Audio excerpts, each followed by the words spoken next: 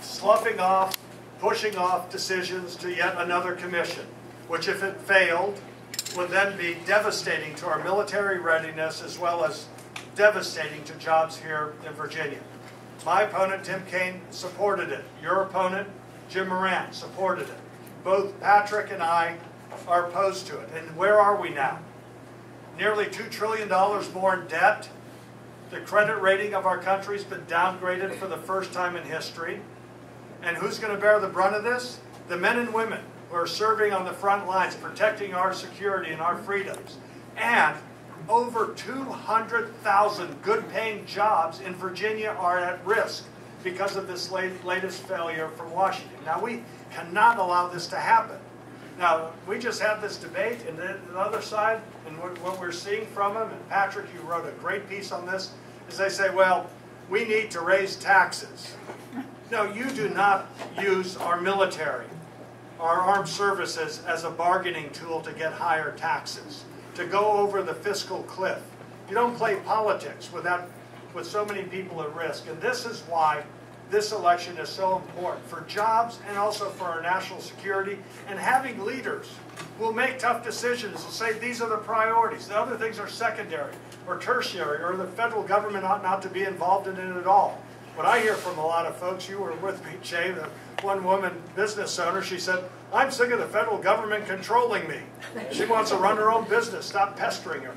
Now you look at this veteran here, Patrick Murray. This says it all. 24 years serving our country, risking his life for our freedom and our liberty. Freedom isn't free. And thank goodness we have people like you, Patrick, who have devoted so much of your life to making our country free.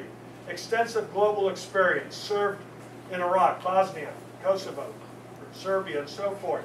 The point is we do need to have a strong military, but the way to have a strong military is a strong economy. Patrick has the right ideas on to make sure our military, everyone, Department of Defense, every department can run more efficiently. But you don't say that if it fails, on top of the $500 billion of cuts that are going through anyway, that you're going to have half of the rest of the cuts come from the preeminent, paramount responsibility of the federal government. And so, my friends, for the security of our country, for the opportunities for young people to lead the lives that we would want, and for them to be able to achieve their American dream, it's absolutely essential that all of us band together. Helping out Patrick Murray, you've done it so far with your contributions. All of us need you all to be emailing, contacting, however you can persuade other folks. And it's not just Republicans. Independents ought to be on our side as well. Democrats ought to be on our side as well. If anybody pays taxes, unless they want to pay more taxes, they ought to be on our side. If they drive a car, they ought to be on our side, unless they want to pay higher fuel costs.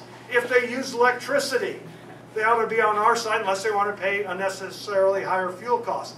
If they have a job or want a job, they ought to be on our side because our ideas will produce more jobs. And most importantly, anybody who wants a better future for their children and future generations to be able to have that equal opportunity to catch their dreams, they ought to be on our side. And the man who's I've just gotten to admire so much in the great campaign he ran in 2010, yeah, it didn't prevail. I lost the first time I ran. Lost the last time as well. The point is you learn from losing. You get knocked down, you get back up. Patrick has all the admiration of Susan and myself. I know he'll be an outstanding member of Congress. More importantly, wouldn't it be great for those of us in the 8th District to actually have a senator and a congressman working together?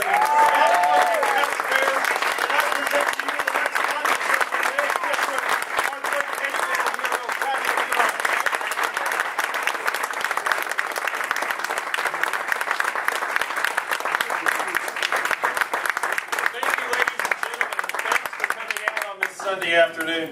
I can't wait for George Allen to be back in the United States Senate representing the Commonwealth of Virginia in the United States of America. So thank you all for coming out and support tonight. And I know really why you're here. Everybody's here to see Susan. and I am too. And I'm glad to have Brooke here as well. Thank you all. I mean, they are barnstorming the state. George was in Hot Springs last night debating the DNC chairman, or the former DNC chair, and who's now running. And I just really appreciate it. It's an honor to me and my campaign that you all would take a little time from yours to come out and support us. And so thank you all very much.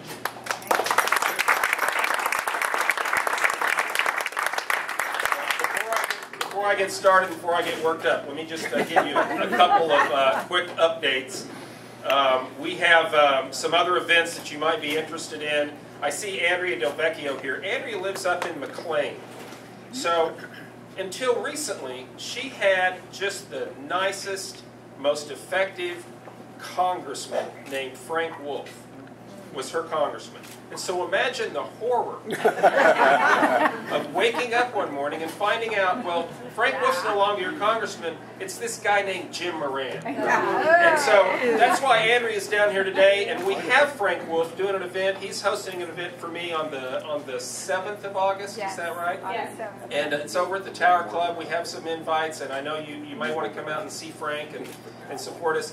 And I can announce now for the first time we have another, somebody who I think is a real American gem, who doesn't come out a whole lot anymore and doesn't do much for publicly. But on the 5th of September, former Secretary of Defense Donald Rumsfeld is going to be hosting an event for us down at the University Club in D.C. I think we have some invites here for that too. So please come and join us for that. And I know you'd like to meet Secretary Rumsfeld. We have some other gems here tonight, and those are my hosts. So let me just thank very quickly for all you do for the party as well as for our campaign. Judy and Charlie Black, who are here tonight supporting us. Tim Geary, who is one of our hosts as well, has helped us. And Allison McSlaro, and then someone who you may know named Kyle McSlaro. I'm following in Kyle's footsteps to run for the second time. The better result.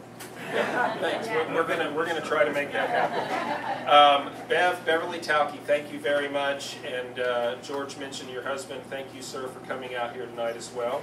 And Mike Giuffre, I know he's not here, but he's one of our supporters. Michael Maybach stopped by earlier. Of course, David Norcross, who Pete mentioned his britches. There we are. And his wife, Laurie Michael, thank you all for coming. Charlie Holfish as well. Bill Moyer, and thank you all so much. Now, we're sitting here right in the Old Dominion Boat Club, which has had some of its own issues, and locally, eminent domain and that kind of thing. And that's why, we've been talking about national issues, and I'm going to do that too. But we have some important local races this year, and in here tonight is the only Republican elected official, and I just want to point out Councilman Frank Fannin.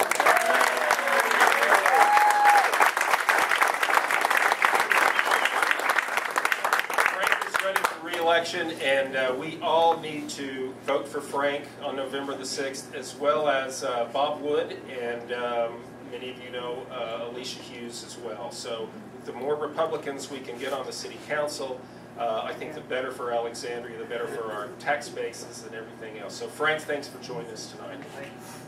And this is, we're in the boat club, but ladies and gentlemen, we are also in the middle of the political universe for the United States of America 107 days from now.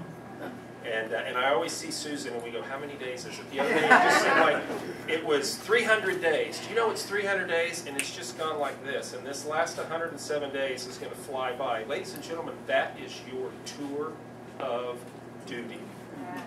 And let's just think about what's at stake. Pete laid it out very well. This is the most important election, and I don't think that's hyperbole. If we don't do this right, and here we are in the Commonwealth of Virginia, we're gonna pick the next president. We're gonna decide if we're gonna take the Senate or not. And for my race, we're gonna decide if we can finally send home the most hyper-partisan, liberal guy with an anger management problem in a long time. And so those are the stakes. And if we don't get it right, ladies and gentlemen, what's going to happen when the historians look back and say, when did the United States start to become a European social welfare state?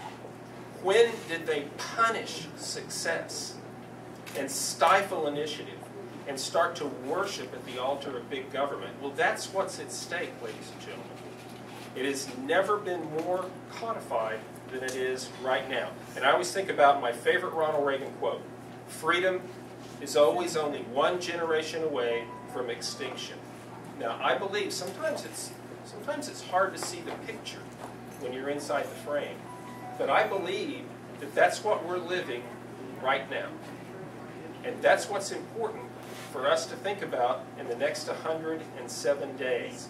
And I think about this narrative that we're hearing from the other side, from my opponent, and from even from the White House, that you're not successful because you are, and putting Americans against each other.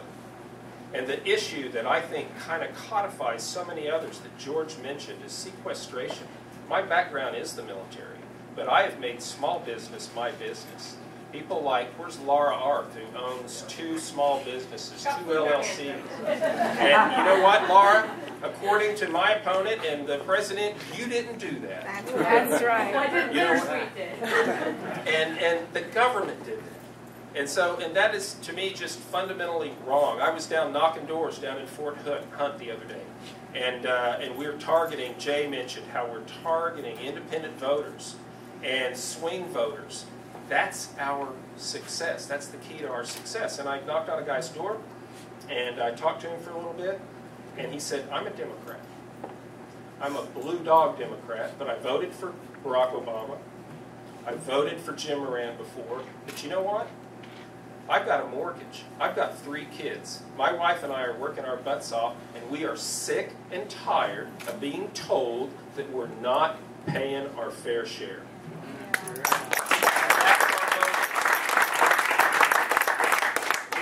Jay's team has been working so hard and at canvassing voters on the phones and out doing door-to-door, and that's why we enjoy a 58 to 32% lead head-to-head over Jim Moran with independent voters. People are tired of this, and that's how we're going to win this race. So let me just say, but if we're successful, we can restore this economy. We can get America back to work. We can start to reduce this $16 trillion of debt, Mike, that we now have that exceeds our GDP. This is our watch, and it's our tour, and it's not so much about us. I see Evan here, Evan Drain. I see James, and all of our interns that are working right here in this room are future political leaders, future military leaders, and future small business and business leaders. But I don't want to be the first generation in America that hands off a country to them that is worse off than what we got. That's what this election is about. That's why I'm here.